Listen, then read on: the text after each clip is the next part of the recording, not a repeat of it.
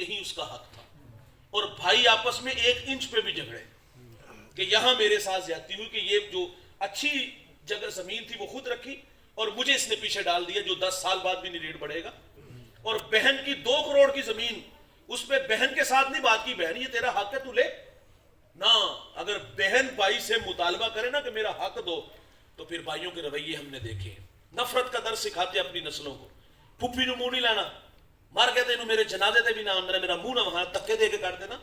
کیا قصور ہے یار اس کا؟ اس نے اپنا حق ہی تو مانگا, اسے تو مانگنے کی ضرورت بھی نہیں ہونی چاہیے تھی یار. ہم نے بہنوں کے مان توڑے ہیں. بھائی جان, بہنیں ولی بنا دیتی ہیں, بہنیں ماں کا روپ ہوتی ہیں. یہ بھائیوں کے لیے ہر وقت دعائیں مانگ رہے ہیں, ہاتھ اٹھی رہتے ہیں. یہ ہمیں اچھی نہیں لگتی. بعض بھائی کہتے ہیں یہ فتنہ ہے, جب گھر آتی کوئی نہ کوئی جھگڑا ہو جاتا ہے, باقاعدہ دھکے دے کے بھی بعض کا نکال دیتے ہیں, ادھر نہ آنا. ہم نے بہنوں کے مان توڑے ہیں بھائی. بہنوں کو بھائیوں پہ بڑے مان ہوتے ہیں یار, ان سے اداس ہوا کرو یار.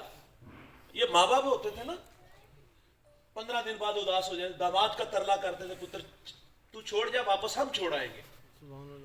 یہ ہمارے دیہاتوں میں یہ سردیوں کا موسم آ گئے تو وہ ہماری مائیں اپنی بیٹیوں کے لیے دال پنیاں وغیرہ یہ بنو کے نا وہ تھیلا بھر کے اپنی بیٹی کی جھولی بھر کے آتے, اور ہر سال اسی طرح کا تھا. اپنے دوتوں کے لیے کپڑے لے جاتے, بیٹی کے لیے کپڑے لے جاتے. ہم یاد کریں کتنی دیر ہوگی بہن سے رابطہ کر کے کہا باجی دیر اداس ہو کے چکر لگا جاؤ. کتنی دیر ہوگی یار بہن کی جھولی بھرے ہوئے. معذرت سے کہوں گا بھائی, آج رشتوں کی قدریں ہم کھو چکے ہیں. وساغر نے کہا تھا نا کہ کون کہتا ہے کہ ظلمات نے دم توڑ دیا ہے, ہم لوگ پھر اندھیروں میں چلیں گے. تو بہنوں کے مان نہ توڑو یار, ان سے اداس ہوا کرو. انہیں کہا کرو کہ ہمارے پاس آیا کرو, ان کے پاس جایا کرو یار, انہیں پاس بلایا بھی کرو. تو بہن کیا کہتی ہے, فدیے کی ضرورت نہیں, مجھے ساتھ لے چلو, میں سارے چھڑا کے لاؤں گی.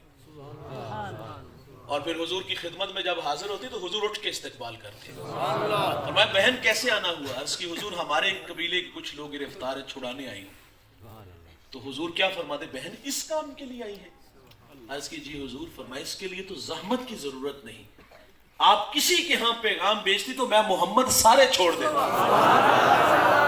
یار سارے چھوڑ دیے, پھر بہن کو بہت سارے تحائف دیے اور دروازے تک چھوڑنے آئے.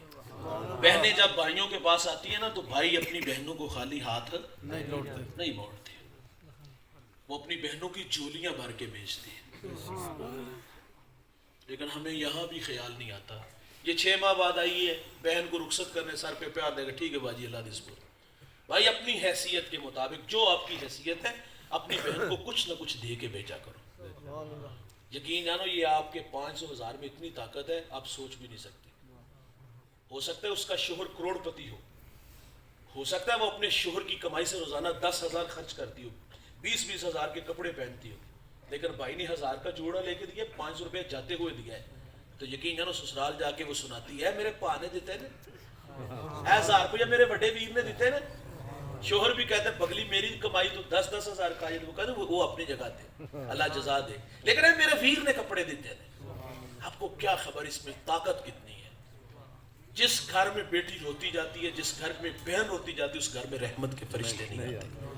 اور جو بھائی بہنوں کی جولیاں بھر کے بیچتے ہیں, انہیں سینے لگاتے ہیں, ان کے دکھ سنتے ہیں اور ان کی جولیاں بھر کے بیچتے ہیں, ان کے رزق میں بے برکتی نہیں ہوتی. مجھے اپنے بچپنے کی بات یاد آ گئی. میں زمانے طالب علم میں ہم نے حضرت سے تربیت حاصل کی, دین پڑھا, تو میری عادت بچپن میں ہی تھی نا, جب 50 یا 100 روپیہ خرچ ملتا تھا تو میں جب بھی کسی اپنی بہن کو ملنے جاتا تو جو میری حیثیت ہوتی میں خدمت ضرور کر کے آتا.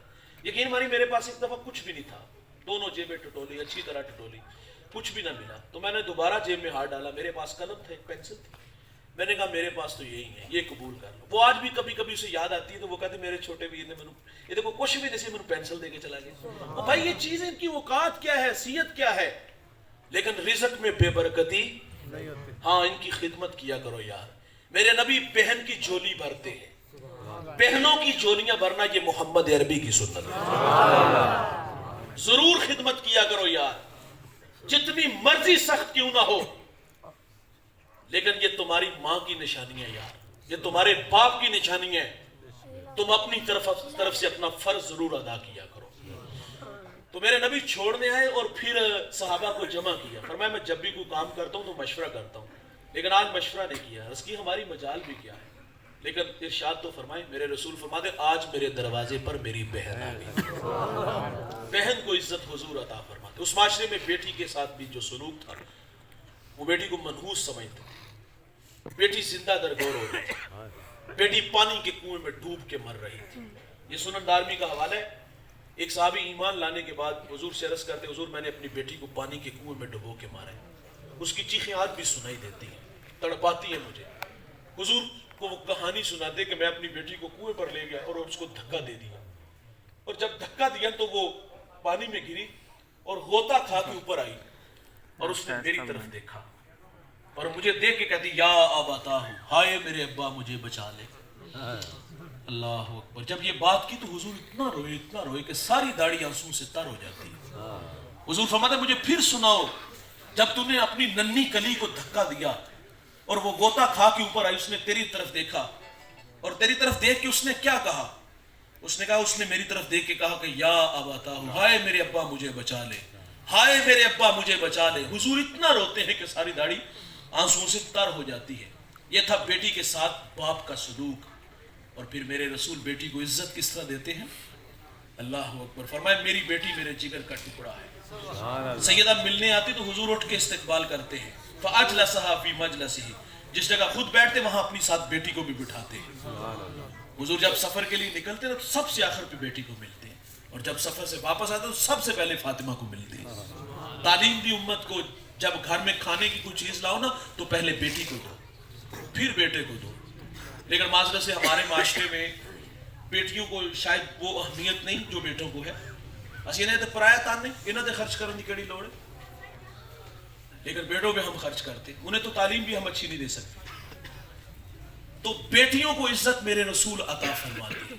اور آج کسی کے یہاں بیٹیاں زیادہ ہونا تو سسرال میں اس عورت کی بھی کوئی عزت نہیں ہوتی. مجھے ایک ہفتہ قبل فیصل آباد سے ایک خاتون نے کال کی, بڑھیا نے کہا مولوی صاحب میری بیٹی کے لیے دعا کرو, اللہ میری بیٹی کو بیٹا دے. میں نے کہا پہلے اولاد نہیں؟ وہ کہتی 4 بیٹیاں ہیں. میں نے بیٹیاں تو رحمت ہوتی ہیں. وہ کہتی یہ رحمت آپ کہہ رہے ہو, جہاں نکاح کی انہوں نے دھمکی دی ہوئی ہے, اگر بیٹا نہ ہوا تو اس کو اپنے گھر میں رکھنا. یہ بیٹیوں کے ساتھ رویے آج بھی کچھ لوگوں کے پاس. اچھے بھی ہیں والدین جو بیٹی کو رحمت سمجھتے ہیں. اللہ نے مجھے بیٹی دی, میں نے دعا کی تھی اللہ یا اللہ مجھے پہلی بیٹی دینا. اللہ نے بیٹی دی. ہم ہاسپٹل میں تھے تو 7 والے کمرے سے رونے کی آواز آئی. میں نے ماں جی سے کہا دیکھیں اللہ خیر کرے, ماں چل بسی یا بچے کو کچھ ہوا. تو مجھے واپس آ کے انہوں نے بتایا جی 4تھی بیٹی ہوئی ہے. ہم تو انگلی بھی نہیں بنا سکتے بھائی, تقدیر سے کیوں الجھتے ہیں؟ بیٹیوں کو عزت رسول اللہ صلی اللہ علیہ وسلم عطا فرماتے. ساسا بن ناجی المجاشی یہ عرب کا بڑا مشہور شاعر ہے. حضور سے عرض کرتے حضور میں نے زمانے جاہلیت میں کچھ بچیوں کو زندہ درگور ہونے سے بچایا. شاعر ہوں, دل کا نازک تھا اور یہ ظلم دیکھ نہ سکا تو میں ان کے ظالم باپوں کو فدیہ دے کے, گابر اونٹنیاں دے کے انہیں بچایا ہے. یہ عمل جہالت کے زمانے کا ہے. آیا کہ اس کا بھی صلہ ہے؟ تو میرے نبی فرماتے اللہ نے تمہیں صلہ عطا تو کر دیا ہے. عرض کی حضور وہ کیسے؟ فرمایا اللہ نے تجھے دولت ایمان سے مالا مال بھی کر دیا. بیٹیوں کو عزت حضور نے عطا فرمایا. اس معاشرے میں بیوی کے ساتھ اچھا سلوک نہیں تھا, بیوی پاؤں کا جوتا خیال کیا جاتا تھا. آپ اپنے ہمسایہ ملک ہندوستان کی تاریخ پڑھ کے دیکھ لیجئے. رسم ستی کے نام کے ساتھ اس عورت کے ساتھ کتنا گنونا سلوک کیا جاتا تھا. جس کا شوہر دنیا سے چلا جاتا وہ کہتے وفا کی کہانی پوری تب ہوگی جس آگ میں یہ جل رہا ہے اس آگ میں تم بھی جلو. مرنے کو کس کا جی چاہتا ہے؟ اس کو شراب پلاتے, اس کو جذبات دیتے. اگر وہ ایسا نہ کرتی تو اس کو بند کوٹھڑی میں ڈال دیتے, اس کی جھولی میں مینگنیاں ڈال دیتے, اس کے سر کے بال اتار دیتے. وہ دوسری شادی کرنے کا بھی حق نہیں رکھتی تھی. یہ عورت کے ساتھ سلوک تھا. میرے رسول صلی اللہ علیہ وسلم آ کر کے عورت کو عزت عطا فرماتے ہیں. حضرت خدیجہ رضی اللہ تعالیٰ عنہ نے حضرت فاطمہ سے فرمایا بیٹا جاؤ ابو سے کہو کہ وہی کے وقت جو چادر آپ کے کندھوں پہ ہوتی تھی وہ مجھے عطا کر دے. آپ نے آ کر کے عرض کیا کہ ابا جان ماں جی چادر مانگ رہی ہے. حضور فرماتے جاؤ پوچھو کرنی کیا ہے. آپ گھر آتی تو حضور بھی تشریف لے آتے. فرمایا خدیجہ چادر کیا کرنی ہے؟ عرض کی حضور بطور برکت کفن کے لیے ساتھ لے جانا چاہتی ہوں. میرے نبی فرماتے آپ چادر مانگ رہی ہو, اگر میں محمد کے جسم کی جلد مانگتی میں تمہیں وہ بھی اتار کے دیتا. سیدہ عائشہ رضی اللہ تعالیٰ عنہ پانی نوش فرما رہی ہیں. حضور فرماتے اس میں سے کچھ بچا لینا. انہوں نے بچا لیا.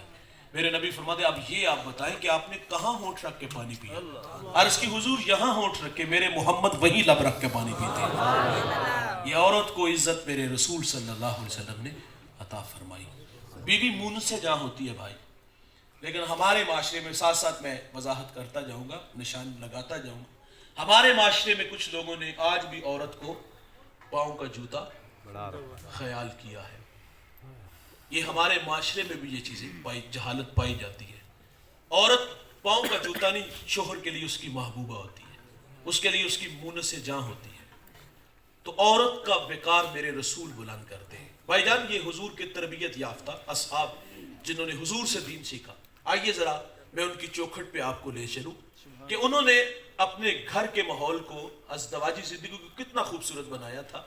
حضرت طلحہ بن عبید اللہ رضی اللہ تعالی عنہ, یہ عشرہ مبشرہ صحابہ میں سے ہے, اور آپ کی زوجہ کو میں نے پڑھا اور دل کو اتنی بات دل کو لگی, آپ بھی سنیں گے تو آپ کو راستہ دے گی زندگی. بھائی جان آپ فرماتی میرے شوہر میں 6 اچھی خوبیاں ہیں, یہ متاثر کرتی ہیں ان کی 6 خوبیاں جن کی وجہ سے نکاح ہوا. سنتے چلیے, اور آج کی اس مجلس میں میں اور آپ وہ 6 خوبیاں اپنے اندر تلاش کریں گے. آیا کہ ہمارے اندر وہ 6 خوبیاں ہیں یا نہیں ہے؟ اگر اس میں کوئی کمی پیشی ہے تو آج سے ہم اس کی مشق کریں گے, اور یقیناً تھوڑا سا تکلف تو ہوگا, لیکن 1-2 ماہ کی مشق کے بعد آپ سمجھیں گے کہ میرا گھر اب جنت کا ماحول اور نظارہ دکھا رہا ہے. آئیے سنتے چلیے وہ 6 خوبیاں ہر اچھے شوہر میں ہونی چاہیے. آپ فرماتی میرے شوہر کی اچھی عادت یہ ہے جب یہ گھر آتے ہیں تو مسکراتے ہوئے آتے ہیں. ہم دکان پہ ہیں, ہم فیکٹری میں ہیں, ہم کارخانے میں ہیں, ہم 8 گھنٹے کاروبار کے لیے کھڑے ہیں, اور کاروبار کے اصولوں میں ایک بہت بڑا اصول یہ ہے, تقاضا یہ ہے کہ آپ اپنے اخلاق اعلیٰ رکھو. گاہک اخلاق سے متاثر ہوتا ہے, رویے اچھے نہ ہوں تو فیصلہ کر لیتے کہ آپ دوبارہ یہاں نہیں آنا. تو ہم 8 گھنٹے تکلف سے نا, چاہتے نہ چاہتے ہوئے ہم 8 گھنٹے وہاں جو ہے وہ اچھے اخلاق دکھاتے ہیں, اور فائدہ ہمیں 200 400 کسی سے 500 کسی سے 1000 ہوا. ایسا ہی ہے نا. اور اگر اچھے رویے نہیں دکھائیں گے تو وہ دوبارہ دکان پہ نہیں آئیں گے. دیکھیے بھائی, جس سے آپ نے 500 نفع لیا اس کے ساتھ آپ نے 10 منٹ اخلاق اچھے دکھائے, انہیں چائے بھی پیش کی, انہیں بوتل بھی پلائی, اگر کھانے کا وقت تھا تو کھانا بھی پیش کیا, 10-20 ہزار کی شاپنگ کر کے گیا وہ آپ سے, اس میں آپ کو کچھ نہ کچھ فائدہ ہوا ہے. اور اب آج ہی ہم اپنے گھر میں آ جاتے ہیں, ہمیں صبح اٹھے تو ناشتہ ملا, ہمیں کپڑے پریس ملے, ہمیں دروازے تک چھوڑنے آئی, ہم واپس آئے تو ہمارے لیے کھانا تیار تھا, بستر لگا ہوا تھا, پاؤں دبائے گئے, بچوں کو صبح جو ہے وہ اسکول تیار کر کے اس نے بھیجا, گھر میں جھاڑو دیا, برتن مانجے, ہمارے بوڑھے ماں باپ کی خدمت کی, اور اس کے علاوہ اور بھی بہت سارے کام جو ایک عورت کرتی ہے, گھر کے سارے کام. اور یہ ایک دن کے لیے نہیں بھائی, جب تک سانسیں ہیں اس خدمت میں کوتاہی نہیں ہے. بتائیے جس سے 500 نفع ملا ہے وہ زیادہ تکریم والا ہے یا جس نے سارا دن ہماری خدمت کی ہے؟ تو کیا اس کا حق ہے کہ نہیں ہم اخلاق اچھے دکھائیں, ہم اس کا شکریہ ادا کریں؟ معذرت سے کہوں گا ہم باہر بڑے اچھے ہوتے ہیں, گھر میں آ کے ہم فرعون بن جاتے ہیں. گھر میں بھی تو اچھے اخلاق دکھانے چاہیے نا. آپ فرماتی میرے شوہر کی اچھی عادت یہ آتے ہیں تو مسکراتے آتے ہیں, اور جب گھر سے جاتے ہیں تو فرماتی مسکراتے ہوئے جاتے ہیں. آتے بھی مسکراتے, جاتے بھی مسکراتے, اور ہم آتے بھی گالیاں دیتے ہیں اور جاتے بھی گالیاں دیتے ہیں, معذرت سے کہوں گا. اور تیسری اچھی عادت فرماتی میرے شوہر کی یہ ہے, یہ بخل نہیں کرتے, خرچ دینے میں بخل نہیں کرتے. اللہ اکبر, ہم باہر دوستوں میں ہو نا تو ہوٹل سے 10,000 کا کھانا کھائیں گے, ہماری 2 لاکھ اڑائیں گے, گھر میں 500,000 دیتے تو اس کا حساب لیتے کہاں لگے. یہ گھر میں رویے ہیں. اور کچھ فرما بردار بیٹے ایسے ہیں, میں ویسے اس بات سے اختلاف کر دوں, وہ یہ ذمہ داری اپنے کندھوں پہ لیتے ہی نہیں. بعض گھروں میں بڑی باجیاں ہوتی ہیں جو یہ سارے معاملات دیکھتی ہیں، بعض گھروں میں والدین کے قدموں پہ ہوتے ہیں. میں کہتا ہوں ٹھیک ہے، آپ جو کماؤ وہ اپنے ماں باپ کو دو، ان کی خدمت میں پیش کرو، لیکن بیوی کو جو آپ نے خرچ دینا ہے، کیونکہ میاں بیوی کا جو رشتہ ہوتا ہے نا وہ بڑا بے تکلف ہوتا ہے اور وہ اپنے شوہر سے مانگتے ہوئے جھجک محسوس نہیں کرتی. تو یہ ہمارے بوڑھوں کا حق بنتا ہے، جو آپ نے دینا مہینے کا خرچہ آپ وہ نکال کر کے اپنے بیٹے کو دے، کہیں بیٹا یہ تیرا حق بنتا ہے، یہ خرچ تو نے لینا ہے اس کو. تو میرا خیال ہے اس سے بندہ بے ادب نہیں ہوگا. دیکھو رد عمل کے طور پہ لڑائی اور ضد پیدا ہوتی ہے، کیونکہ خواتین ہی گھر میں رہتی، چھوٹی چھوٹی باتوں پہ یہ جھگڑے بھی پڑتی ہے، آٹا گوندنے ہلنے کے ہوئے، تو پھر وہ خرچے بھی بند کر دیتے ہیں کہ خرچہ دے میرے کو نہیں لینا ہے، تو پھر ذلیل بھی کرتے ہیں ہم لوگ. میں کہتا ہوں یہ حق بیٹے کا ہے کہ وہ اپنی بیوی کو خرچ خود دے. فرماتی میرا شوہر خرچ دینے میں بخل نہیں کرتا. اور چوتھی خوبی آپ فرماتے ان کی یہ ہے کہ کبھی خرچ مانگنے کی ضرورت بھی نہیں پڑی.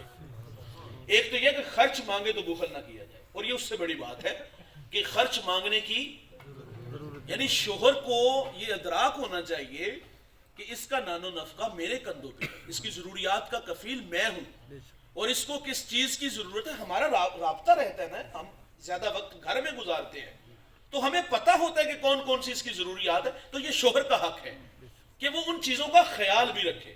لیکن ہمارے کچھ درویش صرف جوان بڑے فخر سے کہتے ہیں یار 3 سال ہو گئے میں کدی اتنے کپڑے بھی نہیں لائے گئے، بڑی ملنگا عورت میری. او بھائی اس نے نہیں مانگے، کتنی اچھی عورت اللہ نے آپ کو دی ہے، تقاضی کوئی نہیں ہے، ڈیمانڈ ہی کوئی نہیں ہے، تو آپ یہ فخر سے بیان کر رہے ہو؟ یہ تو کوئی فخر والی بات نہیں، یہ تو آپ کا حق بنتا تھا اس کی ضروریات کا خیال رکھتے. اور 5ویں خوبی سنیے، بہت بڑی خوبی. آپ فرماتی میرے شوہر کی اچھی عادت یہ ہے کہ میں ان کا کوئی کام کر دیتی ہوں نا، کپڑے دھو کے دے دیتی ہوں یا ان کو کھانا پیش کرتی ہوں، تو یہ میرا شکریہ بھی ادا کرتے ہیں. انسانی فطرت ہے جوان، وہ حوصلہ افزائی کا محتاج ہوتا ہے. ایک اللہ والے اپنے مرید کے گھر گئے، انہوں نے کھانا پیش کیا، کھانا بڑا لذیذ تھا، تو کہا اپنی بیوی کو بلاؤ. وہ آئی تو کہا بیٹا کھانا بڑا اچھا بنایا آپ نے. تو وہ رونے لگی. تو آپ کہتے بیٹے یہ تو مجھے آپ جو ہے شرمندہ کر رہی ہو، میں تو تعریف کر رہی ہوں. کہا آپ کی بات پہ نہیں رونا آیا، آپ کے مرید پہ رونا آ گیا. کہا 20 سال ہو گئے اس کے نکاح میں آئے ہوئے، اس نے کبھی نہیں کہا تم نے کھانا بڑا اچھا بنایا. لیکن ہم کہتے تھے مات خراب نہ کرو، زیادہ سرے نہ چاڑو، پورا پورا رکھو. یہ ہمارے مزاج ہے نا. تو پھر ہم یہ کہتے ہیں اس نے کرنا، اور کس نے کرنا؟ انسانی فطرت ہے، وہ حوصلہ افزائی چاہتا ہے. میرے نبی گھر تشریف لاتے ہیں، فرمایا کھانے کو کچھ ہے؟ عرض کی حضور روٹی اور سرکہ ہے، سالن نہیں ہے. فرمایا لے آؤ. میرے بھائی حضور سرکے سے کھانا کھاتے ہیں، اور کیا فرماتے ہیں؟ واہ واہ سرکہ تو بڑا ہی اچھا سالن ہوتا ہے، سرکہ تو بڑا ہی اچھا سالن ہوتا ہے. ہمارے گھر میں 3 گھنٹے لگ کے کھانا بنتا ہے، دسترخوان پہ بھی لگائے. کبھی کبھی ہوتا ہے دوست کھانے میں نمک کی کمی بیشی ہوتی ہے، تو کبھی ایسا ہو تو ہم برتن اٹھا کے دیوار سے مار دیتے. تیری ماں نے تینوں کھانا بنانا نہیں سکھایا؟ معذرت سے کہوں گا بھائی آپ کو کس نے بولنا بھی نہیں سکھایا؟ یہ کوئی رویہ ہے یار؟ کبھی ہو ہی جاتا ہے نا. فرماتی میرے شوہر کی اچھی عادت یہ ہے، یہ شکریہ بھی ادا کرتے ہیں. بھائی کبھی کبھی 500,000 انعام بھی دے دیا کرو، وہ بھی اس نے آپ کے بچوں بھی خرچ کرنا تو کون سا اس نے پیچھے لے جانا ہوتا ہے. اور 6ٹھی خوبی آپ فرماتی میرے شوہر کی یہ ہے، اور بہت بڑی خوبی آپ فرماتی اگر مجھ سے کوئی خطا ہو جائے نا، غلطی ہو جائے، تو یہ مجھے بہت جلد معاف کر دیتے ہیں. اللہ یقین جانیے ہمارے جوانوں کے رویے اتنے تلخ ہیں. رات 10 بجے لڑائی ہوئی، کسی وقت بھی جھگڑا ہوا تو ہم فون اٹھا کے اپنے سسر ساس کو کال کر کے کہتے اس کو لے جا کے، یہ میرے والی نہیں. آپ تو ساری رات خراٹے بھرتے رہے دوست، لیکن آپ کو کیا خبر کہ ساری رات ان بوڑھوں کی مسلح پہ کس طرح تڑپتے گزری کہ یا اللہ میری بیٹی کا گھر بچا لینا. بھائی جان میرے نبی فرمایا تمہیں عورت کی کچھ باتیں اچھی نہیں لگتی، کچھ اچھی ہیں وہ دیکھ کے درگزر کر دیا کرو. میں نے ایک بزرگ کو پڑھا ہے، ان کی بیوی زبان کی بڑی تیز تھی. کسی نے کہا حضرت چھڑا نہیں دیتے جان، جینا عذاب کر دی اس عورت نے. تو آپ فرماتے ایک خوبی ہے اس میں بھائی جان، ایک خوبی، صرف ایک خوبی، کوئی خوبی اور نہیں، صرف ایک خوبی. تو ساری زندگی ایک خوبی پہ گزار دی. وہ خوبی کیا؟ فرماتے میں 40 سال بھی کہیں چلا جاؤں نا تو یہ 40 سال میرا انتظار کرے. کردار بھی تو کوئی چیز ہوتا ہے نا بھائی. تلخیاں آ جاتی ہیں، جھگڑے ہو جاتے ہیں، ناراضگیاں ہو جاتی ہیں، لیکن انہیں اتنی طوالت تو نہ دو. اور یقین جانا پورا خاندان ایک طرف ہو جاتا ہے اور ایموشنل بلیک میل کرتے ہیں ہم بچوں کو, اور ہم کہتے ہیں 6 مہینے لگوائے دی عقل ٹکانے آ جائے گی. یہ 6 مہینے کوئی ہماری بہن بیٹی کو لگوائے تو ہمیں کیسا لگے بھائی؟ کیوں ہم ان بوڑھوں کو ذلیل کرتے ہیں؟ کیوں ہم اپنے کمرے کی آواز باہر نکالتے ہیں؟ کیوں کٹہرے میں کھڑا کر کے رسوا ہمارے پاس دارالافتاء میں یقین جاؤ لائنیں لگی ہوئی, طلاق کی ریشو اس قدر بڑھ گئی ہے. ہم جوان اتنی جذباتی ہو گئے یار, چھوٹی چھوٹی بات پہ تینوں میں طلاق دے دینی, میں تینوں میں فارغ کر دینا.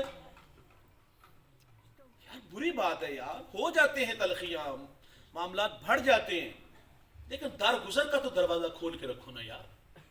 تو یہ اچھے شوہر میں 6 خوبیاں ہیں, جس میں یہ 6 خوبیاں ہیں وہ گھر کا بہترین انسان ہے. تو یہ خوبیاں مجھے اور آپ کو ضرور اپنانی چاہیے.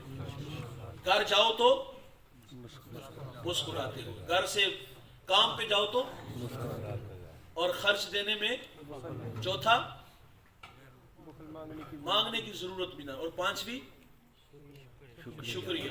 یہ ہم کم ادا کرتے ہیں, شکریہ بھی ادا کرنا ہے. اور 6ٹھی خوبی کبھی غلطی ہو جائے تو یار معاف کر دینا چاہیے.